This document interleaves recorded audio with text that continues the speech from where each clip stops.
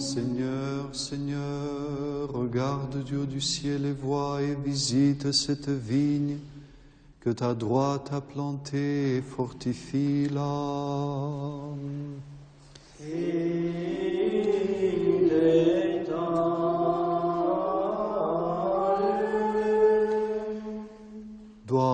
Doamne, caută din cer și vezi și cercetează via aceasta pe care a sădit-o dreapta ta și o desăvârșește preia.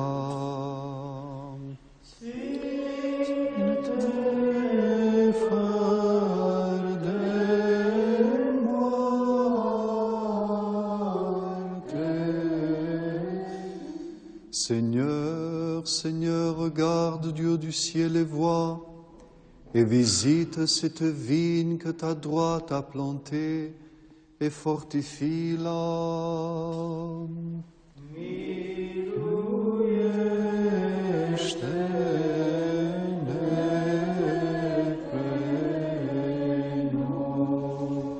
Saint Dieu, Saint fort, Saint immortel, aie pitié de nous. Saint Dieu, Saint fort, Saint immortel, aie pitié de nous. Saint Dieu, Saint fort, Saint immortel, aie pitié de nous. Béni est celui qui vient au nom du Seigneur. Le monastère de Santa Maria del Villar est l'un des 21 monastères orthodoxes situés en France. Les 2 tiers se trouvent dans la moitié sud. Pour témoigner de la diversité de cette vie monastique, nous nous sommes arrêtés dans 5 d'entre eux.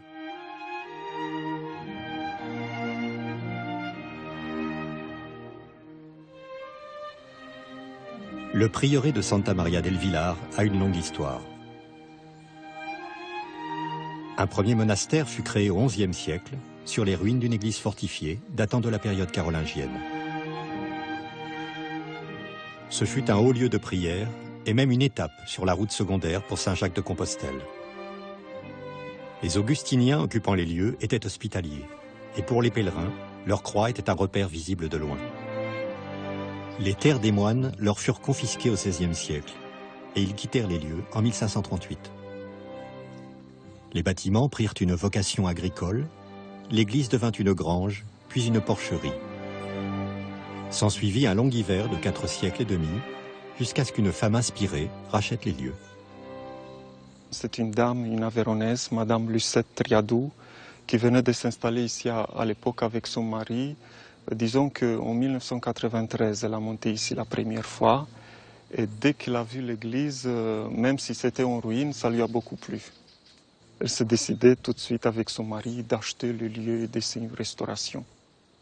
Elle a fondé une association de sauvetage de prieuré Santa Maria del Villar et entourée par des bénévoles, des architectes, des archéologues. À la fin de 2004, le site sera classé monument historique et complètement ouvert au public. Et Madame Lucette, dès qu'elle a vu le site restauré, elle a voulu avoir de nouveau une monastère vivante comme elle était avant. C'est elle-même qui voulait avoir ici des moines. Oui, tout à fait. Oui. C'est pour ça qu'elle s'est adressée à l'évêché de Perpignan demandant une communauté. Apparemment, faute d'une communauté disponible, elle était dirigée vers nous. Vers les orthodoxes roumains. Oui, tout à fait. Nous faisons partie de la métropole orthodoxe roumaine d'Europe occidentale et méridionale, siégée à Paris. L'ensemble a été restauré avec minutie. Telle cette salle datant de l'époque carolingienne, qui servit de réfectoire aux moines et qui n'était plus que ruine.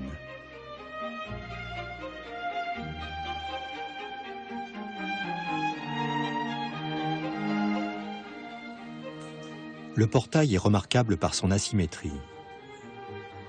Vendu en 1924 par les paysans à un antiquaire, les monuments historiques le retrouvèrent en région parisienne, le rachetèrent et le réintégrèrent pierre après pierre à l'identique, selon les rares documents qu'ils possédaient alors, telle cette carte postale de 1918 retrouvée à Barcelone.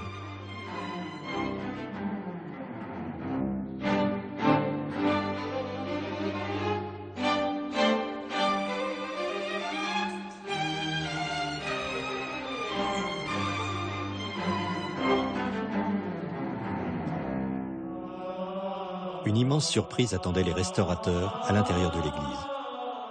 Quand ils quittèrent les lieux, persuadés qu'ils reviendraient bientôt, les moines recouvrirent les fresques murales d'un enduit afin de les protéger. Ces fresques du XIe siècle auront donc attendu 460 ans avant de retrouver le jour. Bien que très abîmées par endroits, elles trahissent l'influence mozarabe sur les artistes de l'époque, tel ce soleil noir et bas sur l'horizon. Au-dessus du sanctuaire, la signification des scènes est plus clairement perceptible. Tout en haut, l'annonciation faite à la Vierge Marie par l'archange Gabriel. Juste en dessous, une évocation de l'Apocalypse, avec de haut en bas les flots, l'alternance des jours et des nuits, et le monstre multicéphale qui surgira de la mer. Puis des ibis. Celui de droite mange, tandis que l'autre ne fait que boire. Chair et sang du Christ, évocation de l'Eucharistie.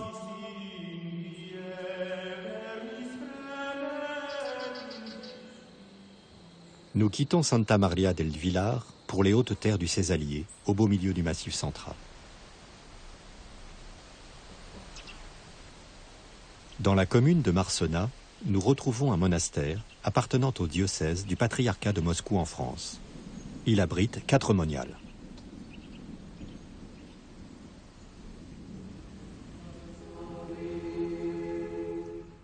Que le Christ, notre vrai Dieu, par l'intercession de sa Sainte Mère toute pure et immaculée, par la puissance de la vénérable et vivifiante croix, par les supplications des vénérables puissances célestes et incorporelles, par les supplications du vénérable et glorieux prophète et précurseur Jean-Baptiste, des saints glorieux et illustres apôtres, des saints glorieux et victorieux martyrs, aie pitié de nous et nous sauve, lui qui est bon et ami des hommes.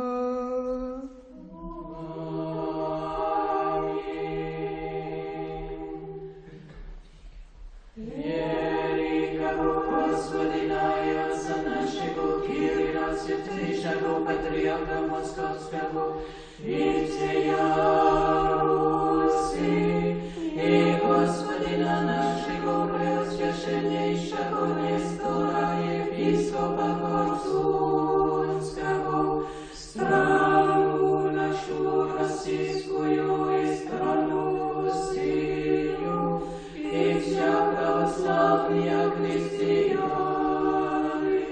Господи, сохрани нам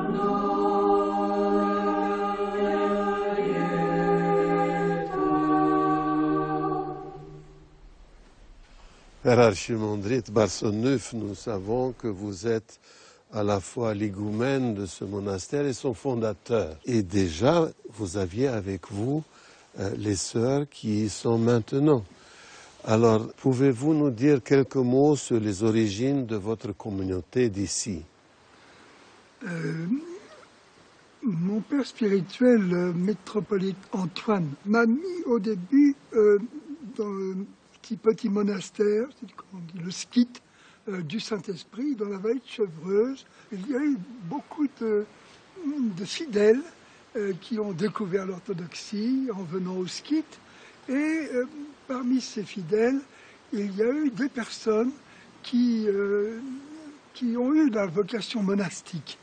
Mais le skit du Saint-Esprit étant un skit d'hommes, ça n'était pas possible de les y accueillir. Et donc, j'ai dû chercher un endroit pour pouvoir fonder un lieu monastique pour ces personnes. Et j'ai été obligé de chercher loin de Paris, d'abord pour rechercher un lieu encore plus propice que le skit, et aussi parce que plus le lieu était loin de la région parisienne, et moins c'était cher. Finalement, à force de chercher, j'ai trouvé ce lieu qui remplissait toutes les conditions. D'abord, c'était une ruine, donc elle a été une bouchée de pain. Et petit à petit, avec les personnes justement qui se destinaient à s'engager dans la voie monastique, eh bien, nous avons remonté ces ruines. Et puis, après ça, de proche en proche, on a fini par construire l'église. Et puis, Enfin, on a tout aménagé pour que le lieu soit vivable, malgré sa situation difficile. Perché à 1200 mètres d'altitude et isolé plusieurs mois par an par une neige que les vents violents accumulent en congère, l'ensemble monastique a dû prévoir de fonctionner en autosuffisance. En 1988, le métropolite Vladimir nous a donné la bénédiction pour la fondation officielle du monastère. Donc, le monastère est opérationnel, officiel, depuis février 1988.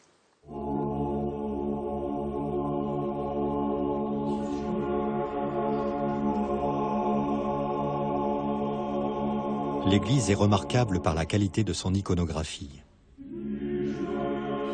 On doit la plupart des icônes sur bois au moine Grégoire Krug, qui est un des plus grands iconographes du XXe siècle. Sur la porte centrale de l'iconostase, l'Annonciation, puis des représentations des 4 évangélistes.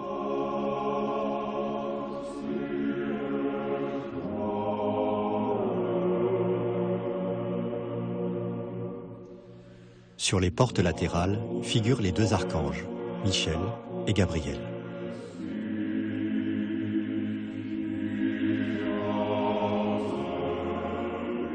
Le Christ de la Déicis trône au-dessus de la porte centrale de l'iconostase, tandis que dans la partie supérieure, la Mère de Dieu est représentée en orante.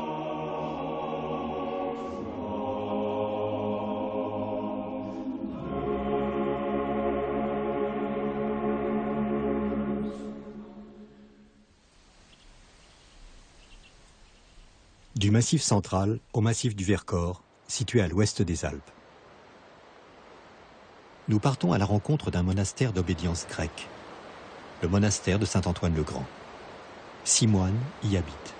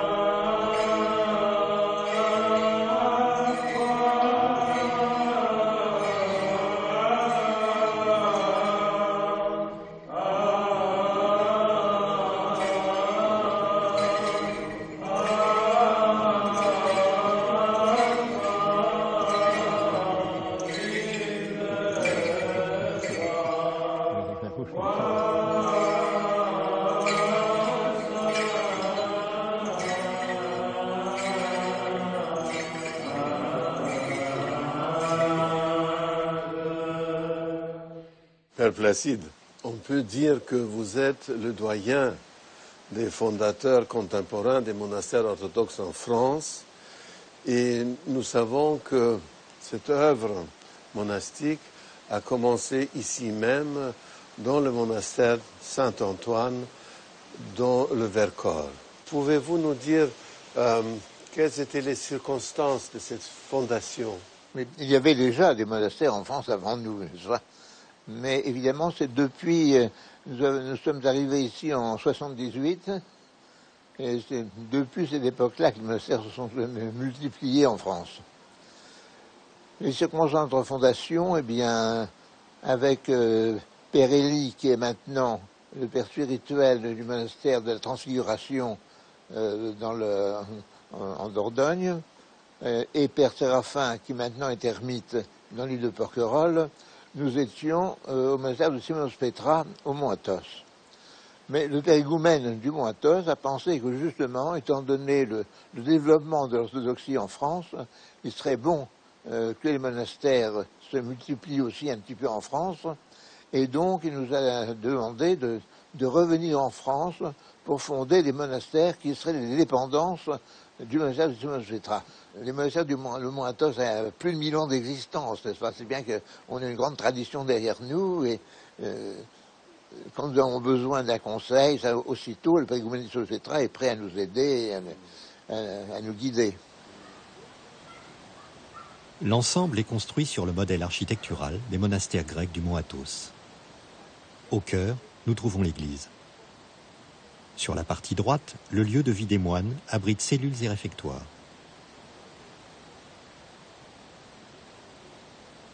À l'entrée du monastère, un corps de bâtiment est destiné à l'accueil, à ceux qui veulent ici faire une retraite.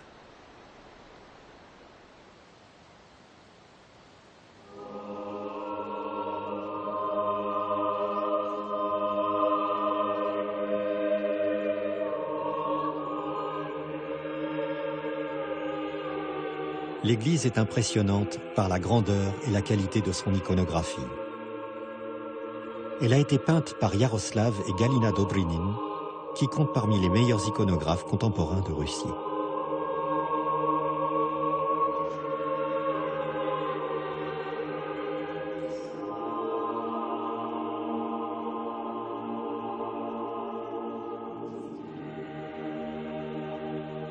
Le monastère étant dédié à saint Antoine le Grand, un des fondateurs du monachisme, il n'est pas surprenant de retrouver dans le Naos un hommage aux premiers moines, tel Jean Climac, auteur de l'échelle des vertus.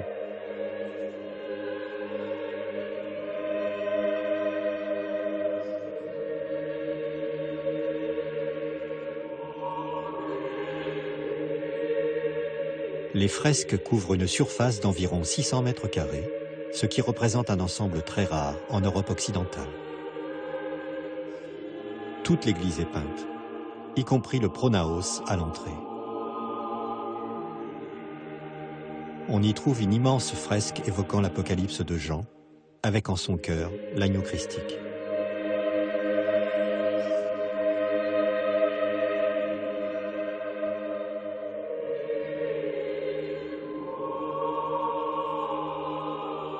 Autre allusion à l'Apocalypse de Jean, une représentation du paradis, sous forme de la Jérusalem céleste.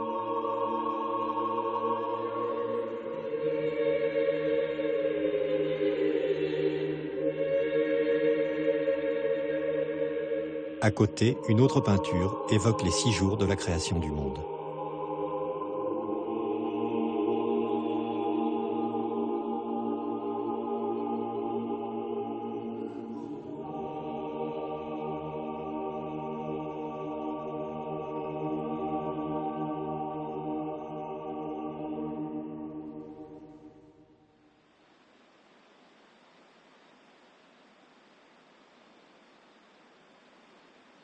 Nous quittons le Vercors pour retrouver, dans la région d'Uzès, dans le département du Gard, un autre monastère affilié à celui de Simonos Petra, du Mont Athos. Il est le pendant féminin du monastère de Saint-Antoine le Grand. Il regroupe actuellement 16 moniales.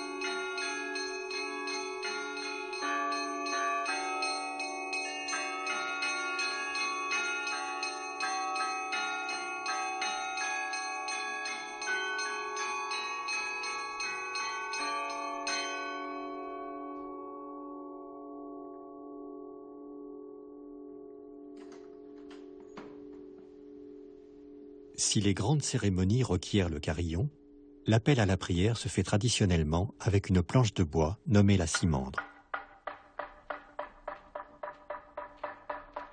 C'est un rappel du temps passé où les moines orthodoxes avaient interdiction d'utiliser les cloches, comme sous la domination ottomane par exemple.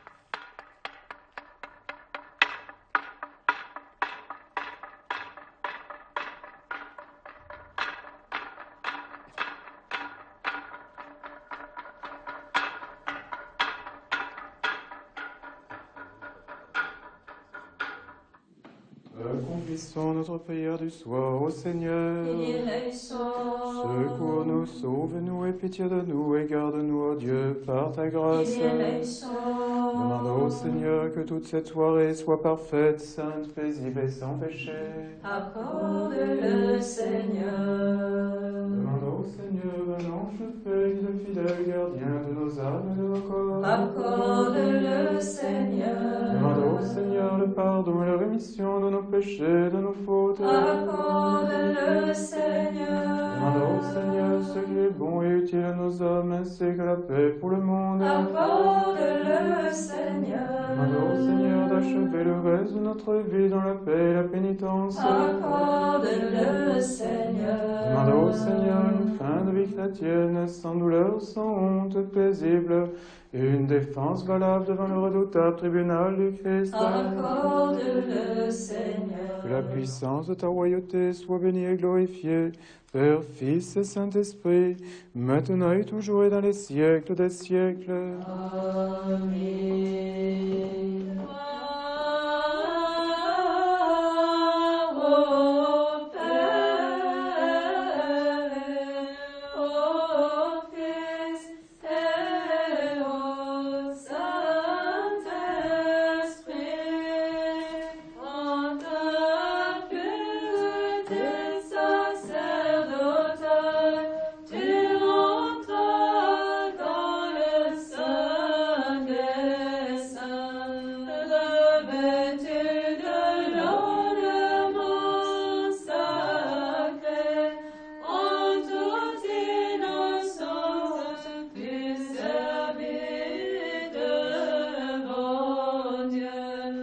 Mère Ipandia, nous sommes ici dans votre monastère.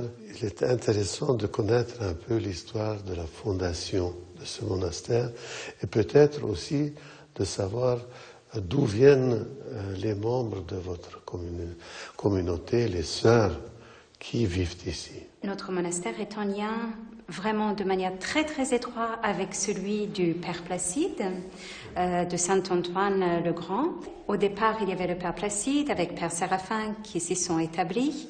Et les premiers novices qui se sont présentés, finalement, c'était des femmes. Ils n'avaient pas du tout l'intention de fonder un monastère féminin, mais ce sont la force des choses, 3 femmes qui venaient, qui frappaient à la porte avec insistance pour que le Père Placide soit leur père spirituel et en même temps qu'elles puissent commencer une vie monastique auprès de lui. À partir de là, les choses ont pu se mettre en place. Les moines ont été très hospitaliers.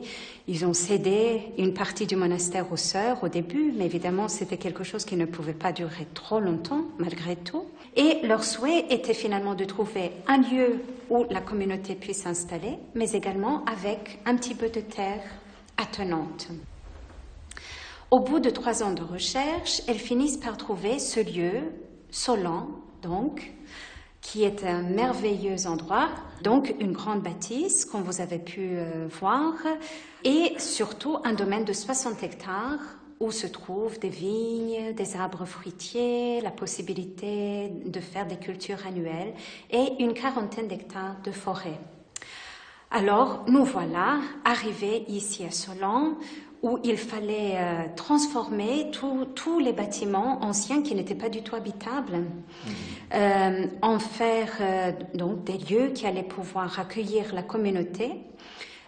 Et en même temps, il fallait retrousser nos manches et commencer à apprendre ce métier de paysan, parce qu'on s'est très vite rendu compte qu'il allait falloir que nous nous occupions justement de cette terre dont la Mère de Dieu nous donnait la responsabilité.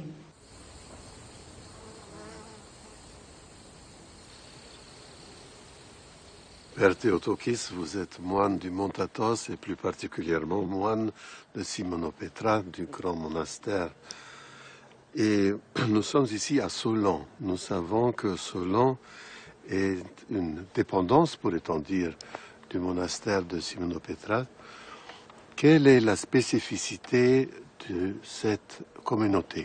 Alors le monastère de Solan, comme vous venez de le dire, est une dépendance du Mont Athos. Et c'est justement sa spécificité. C'est la résultante d'une longue histoire, plus de 15 siècles de monachisme cénobitique, contemplatif, en continu. Tout a été traversé par la communauté attonite à travers l'histoire, qui fait que pour cette tradition, les choses sont toujours faciles. Solan hérite de cette aise-là. Il y a aussi un esprit de confiance. Tout ce qui s'est fait dans l'histoire, c'est fait par la grâce de Dieu. Les hommes font peu de choses, ils font des murs, ils ne font pas un monastère, ils disent un office, mais ils n'accordent pas cette hospitalité particulière qui est offerte aux gens qui peuvent assister aux offices, qui est la présence de Dieu. Cette présence apporte aussi une troisième chose, héritée elle aussi de l'Athos, qui devrait, et je pense qui est à partager entre tous les monastères, la joie. Cette jubilation, c'est un mot à la mode, mais c'est un mot qui convient tout à fait à cet état de présence divine, et c'est sa caractéristique.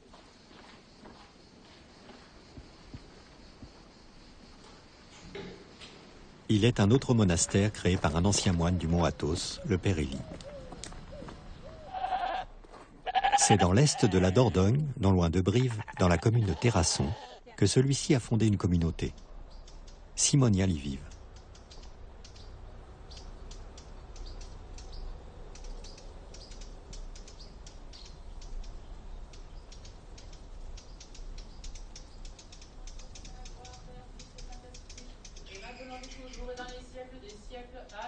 Accomplissons notre prière vespérale devant le Seigneur. Secours-nous, sauve-nous et pitié de nous et garde-nous, ô Dieu, par ta grâce.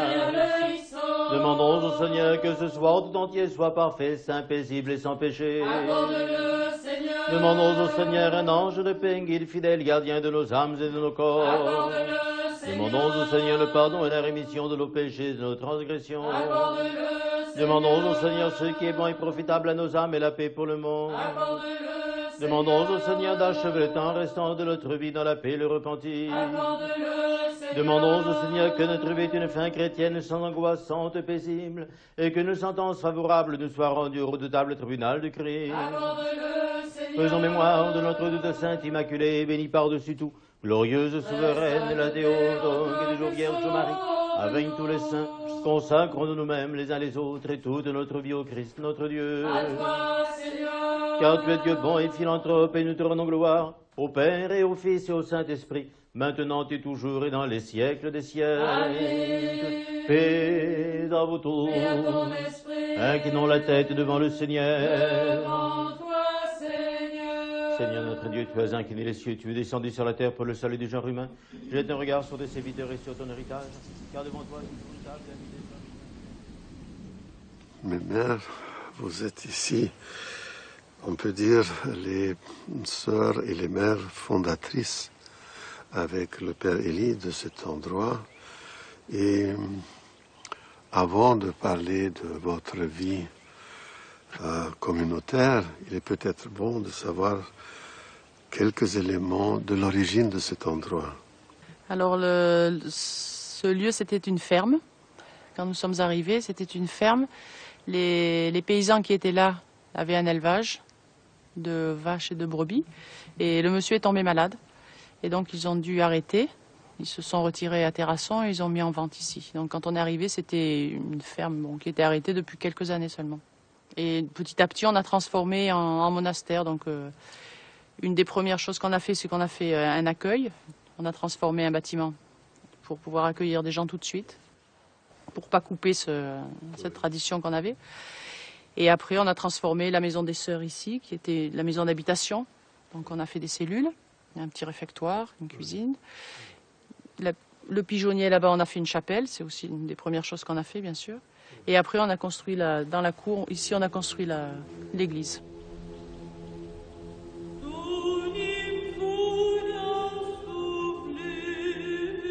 Bénéficiant de locaux préexistants, le monastère de Terrasson présente ainsi une architecture éclatée. Isolée dans un pigeonnier, la première chapelle voit encore s'y dérouler des liturgies matinales, surtout en hiver.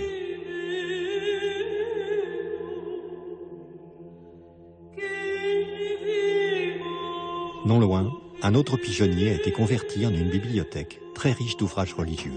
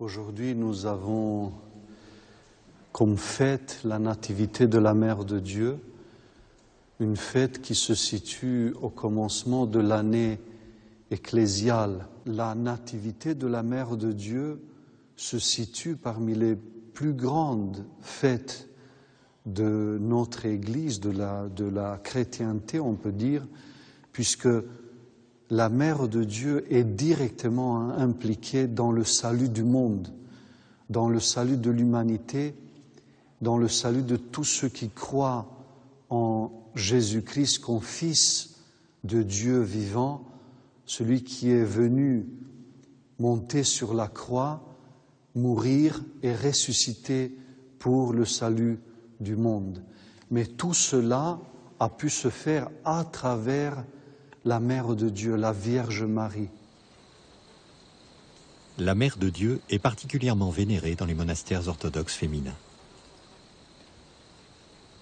Ainsi, comme à Santa Maria del Villar, 3 de nos 5 monastères sont sous sa protection.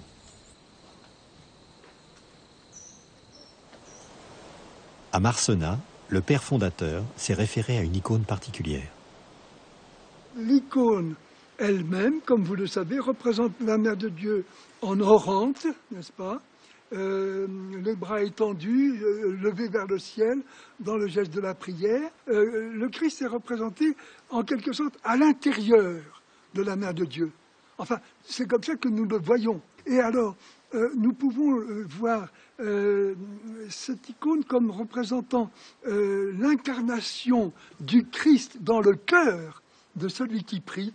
Oui, n'est-ce oui, pas? La Mère de Dieu étant le modèle de celui qui prie, et la prière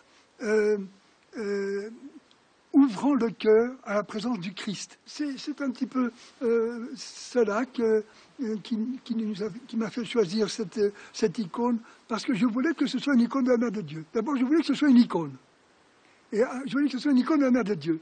Et je voulais que ce soit celle-là pour la raison que je viens de dire. Le monastère de Solan est lui aussi dédié à la Sainte Vierge. Pour ce qui est de la consécration du monastère à la protection de la Mère de Dieu, les premières sœurs ont décidé de consacrer le monastère à cette si jolie fête. C'est parce que 2 des sœurs qui sont arrivées parmi les premières pour constituer la communauté sont arrivés avec une toute petite relique du voile de la Mère de Dieu qui provenait de l'évêque de Chartres qui le leur avait remis. Et c'est ainsi que nous y avons vu le signe que vraiment la Mère de Dieu voulait prendre notre communauté sous sa protection.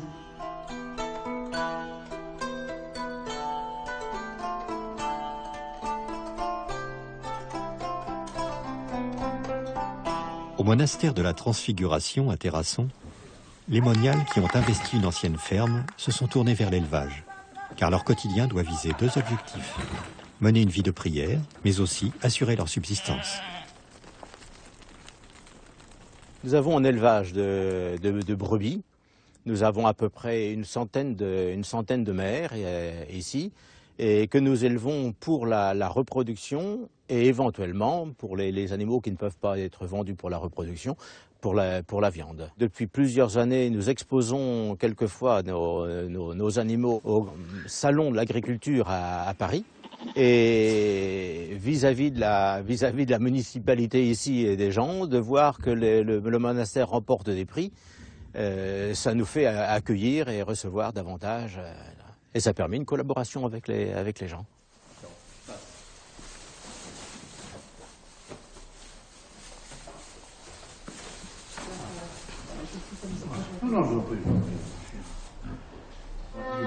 Oui, partiel. Là, au moins pour le début, qu'il ait au moins la force de bien téter. Oui, qu'il démarre dans de bonnes conditions. Bon, là, vous êtes où?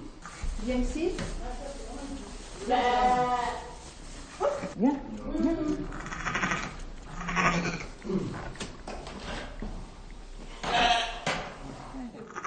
Oui, mais tu sais que c'est pour t'aider. Allez, et il est ici. Viens voir. Viens.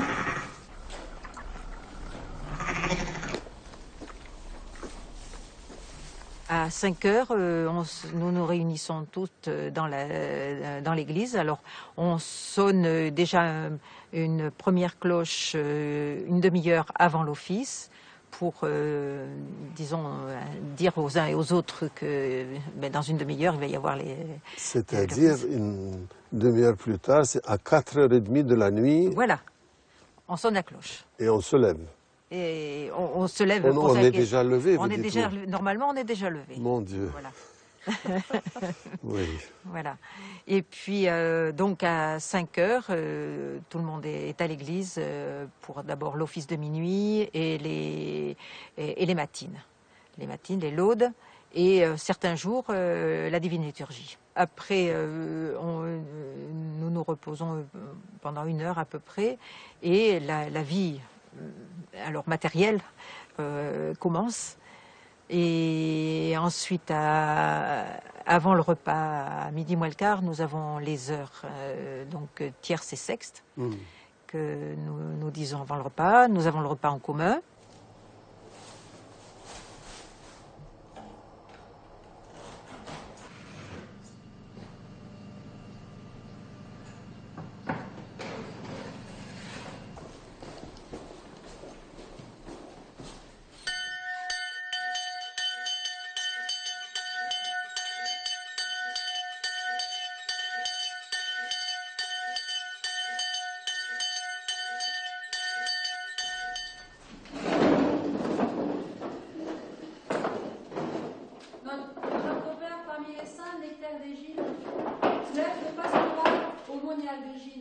Par les prières de nos saints-pères, Seigneur Jésus-Christ, notre Dieu, aie pitié de nous. Amen. Ensuite, on continue la vie donc matérielle dans le monastère. Et à 18 heures, nous avons la 9e heure et les vêpres. Et les vêpres. Voilà. Et après, le repas du soir.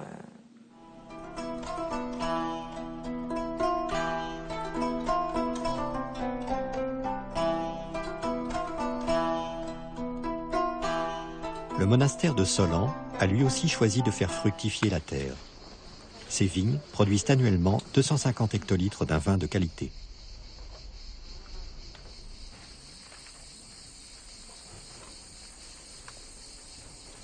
Quand on est arrivé ici, on cherchait d'abord un lieu pour construire un monastère, un bâtiment, en premier lieu.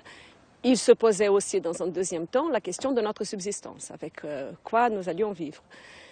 Il se trouvait que le bâtiment qu'on a trouvé était entouré par un domaine de 60 hectares d'un seul tenant, ce qui est assez rare par ici, et où il y avait beaucoup de vignes et aussi des arbres fruitiers.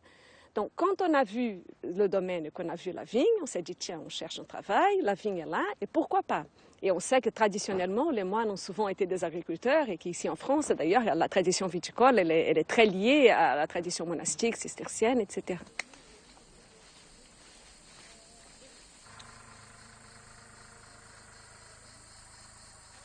Puis c'est un travail où on est près de la création, on est près du créateur, enfin on va à l'essentiel.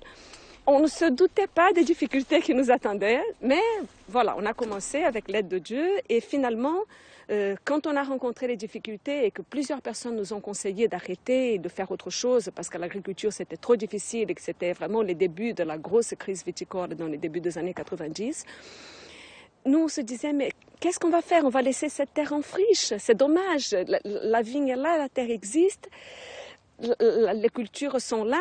Pourquoi on va laisser tout ça mourir et pour aller faire quoi? Et donc, on a décidé, envers et contre tout, de continuer. En plus, la vigne, elle a quelque chose de beau, de noble. Le Seigneur, il a choisi le fruit de la vigne pour en faire son sang, et ça, c'est pas rien. Et puis, ce qui a été important pour nous aussi, au moment où on a décidé de prendre les terres, on s'était dit, il faut qu'on les cultive d'une façon qui soit respectueuse, et de la terre et des hommes. Et donc, on a décidé de passer tout de suite en agriculture biologique. Ça a été une décision dès le départ et qui, pour nous, était une façon d'incarner notre amour du Créateur, notre foi, notre respect de la création. Et ça, c'était très important pour nous. Ça a participé à la difficulté parce qu'on ne connaissait ni la viticulture, ni la bio, ni la région, ni rien. Mais bon, le Seigneur a aidé aussi et puis la Providence a mis sur notre chemin beaucoup de personnes qui nous ont conseillés, qui nous ont aidés, qui nous ont donné les bons conseils au bon moment. Et puis voilà, tout ça s'est fait petit à petit.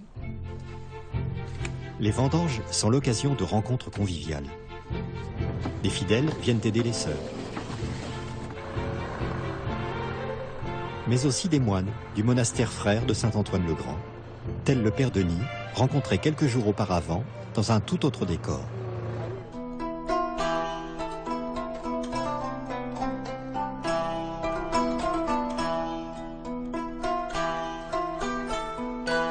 Saint-Antoine-le-Grand tire une partie de ses ressources de l'édition d'ouvrages religieux.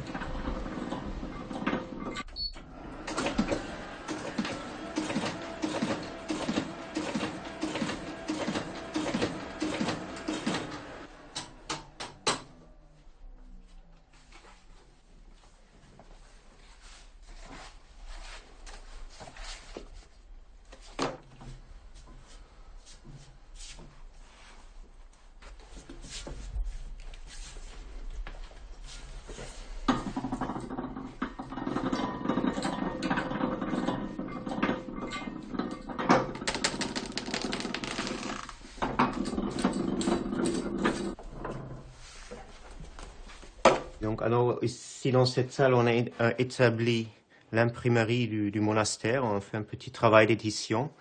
Ce sont surtout des fascicules que vous voyez que je fasse ici, que je suis en train de faire ici. Sur l'imprimante, ensuite l'agrafage, l'assemblage, l'agrafage et le massicotage ici, hein, pour finir. Et l'auteur principal de ces œuvres, c'est, on peut dire, le père Placide. Oui, ce sont principalement des articles et des conférences qu'il a fait, qui est tenu quelque part et qu'il a même pu retravailler et qu'on publie ainsi.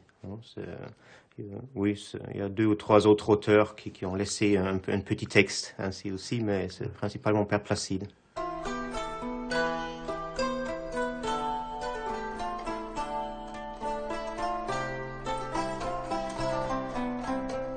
Les sœurs du monastère de Znamenie à Marsena se consacrent aux icônes, alliant ainsi œuvres de piété et moyens de subsistance.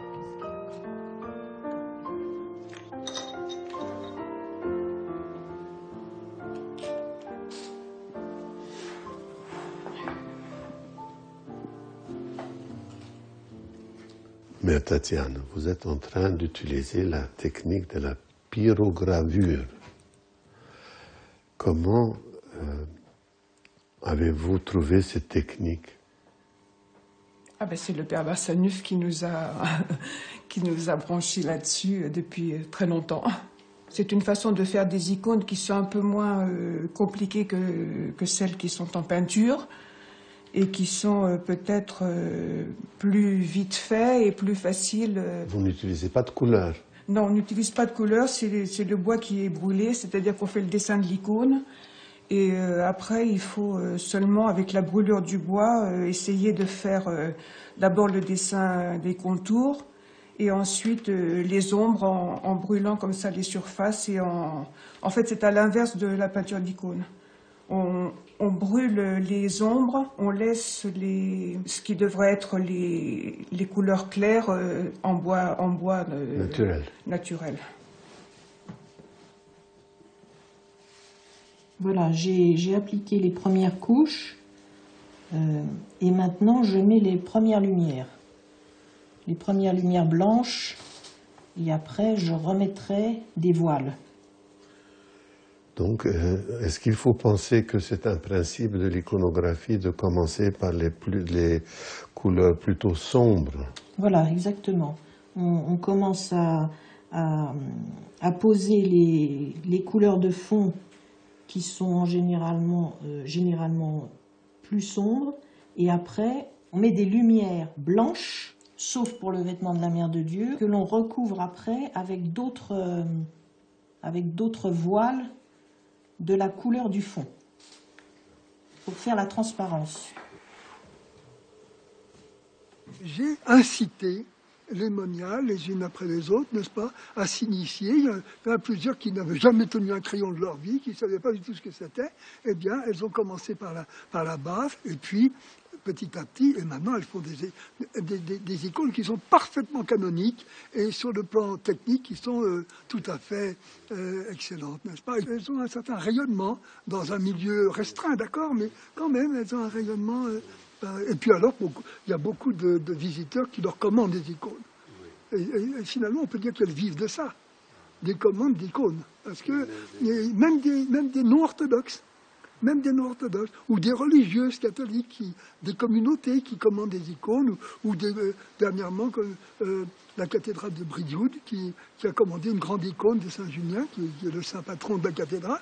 Voilà, des gens qui passent des commandes comme ça, vous comprenez? Et ça fait vivre le monastère.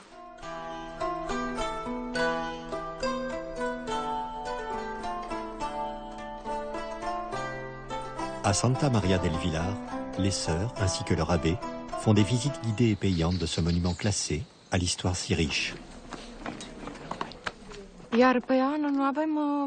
Par an, on a approximativement 3000 visiteurs. En majorité, ce sont des Français.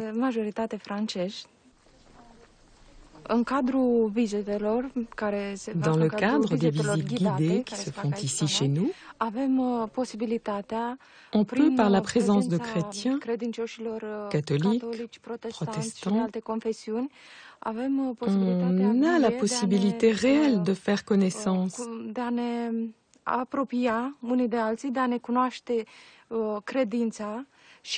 Et surtout, nous pouvons leur présenter la foi orthodoxe.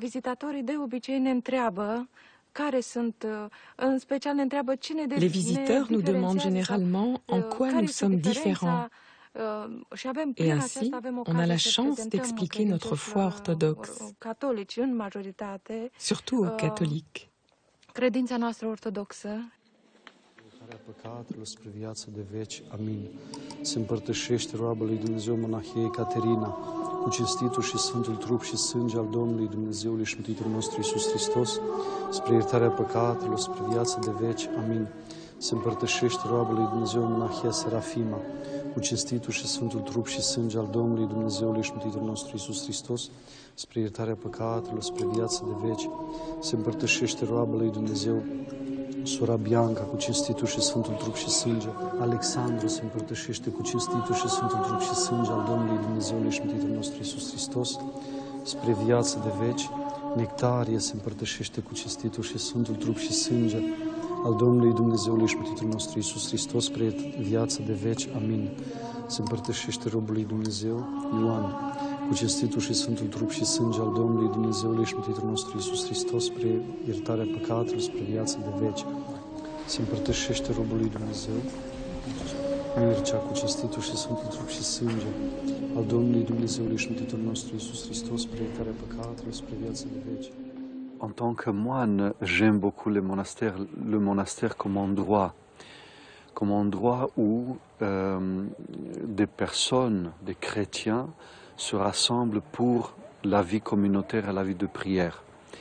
Je me rappelle toujours les paroles de Saint Paul qui dit « Notre vie est cachée avec le Christ en Dieu ».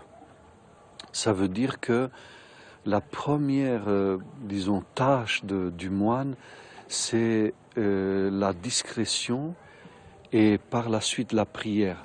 Donc il vit dans le monde sans être du monde, il vit dans ce monde et il prie pour ce monde. La vie communautaire inspire.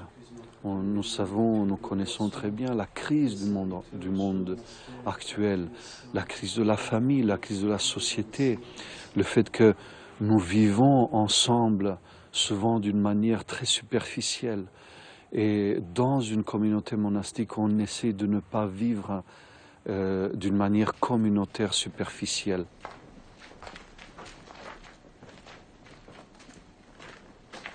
Nous, les opprimés, soyons soulagés. Mais qui est aveugle? Celui dont la vue est raccourcie par la passion. Qui est prisonnier? Le silence démonial, silence missionnaire, on pourrait dire démonial, c'est leur plus belle œuvre, c'est leur plus belle irradiation, on pourrait dire. La mission d'un monastère, c'est sa vie. Ce qui émeut les gens, c'est de venir, c'est de voir. D'ailleurs, voir ce qui ne se voit pas tout de suite. C'est pas tellement le sourire des sœurs, mais c'est derrière ce sourire une espèce de lumière, une espèce d'aube qui apparaît dans la vie quotidienne, dans le chant liturgique, dans la présence simple des prêtres qui y célèbrent. Tout ça opère une hospitalité gracieuse, qui est effectivement la seule chose que les moines ont à laisser sur cette terre.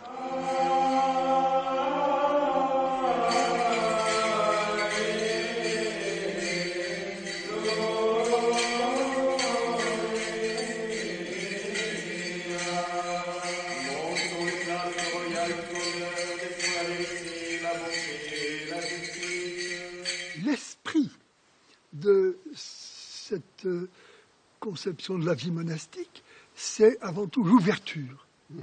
Ce qui est particulier à la situation de moine ou de monial, c'est que le moine reste dans son monastère.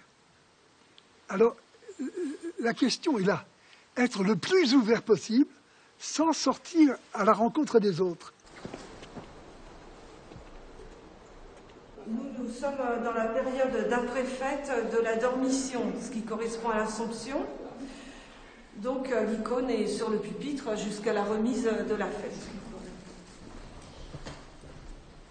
La fuite du monde est essentiellement un état d'esprit, à ne pas s'attacher à ce monde. Mais comment dire, historiquement parlant, humainement parlant, si on essaie de fuir le monde pour s'attacher à Dieu et à Dieu seul, en même temps, et dans l'idéal, cette fuite du monde devrait amener le moine au cœur du monde, au cœur de l'esprit du monde. Et c'est comme ça que s'il y a un attachement à Dieu uniquement, en même temps, il y a une communion avec tous les hommes, et la vie du moine consiste justement à sentir et à expérimenter cette communion au cœur même du monde, avec toutes les personnes qui constituent ce monde. Notre vocation n'est pas une vocation de missionnaire. C'est le Saint-Esprit, lui, qui est missionnaire dans l'Église et qui attire les personnes. Nous, je vous assure vraiment que nous n'y sommes pour rien. Et pour nous, c'est un mode d'action de grâce, si vous voulez. Parce que ce que la théologie de l'Église dit, que c'est le Saint-Esprit qui est missionnaire dans l'Église, là, nous l'expérimentons concrètement. Pour obtenir aux Vierges Immaculées la divine illumination du Fils de Dieu, qui merveilleusement s'est incarné dans ton sein.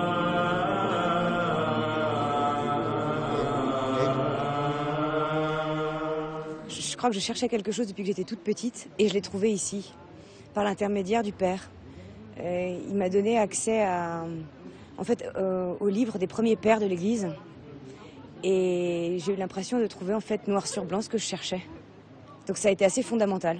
On vient chercher ici la voix de l'Église, la présence du Christ, et on avait des liens personnels avec le fondateur de ce monastère, et pour cette raison, comme ces liens étaient forts, on a désiré se rapprocher de ce lieu et s'installer donc dans la région. Et on vient ici chaque dimanche pour trouver le Christ. Moi, ça fait 2 ans que je viens ici au monastère. Moi, je suis déjà orthodoxe, je suis grecque. Par contre, ici, je me sens chez moi. Je sens que quand je viens ici, je me ressource. Et donc, aussi avec Père Placide, c'est notre igumène. Il est là pour vraiment nous guider, nous donner la force. On est tous liés ici et on sent beaucoup d'unité avec Père Placide, avec les moines, dans le lieu et avec la communauté.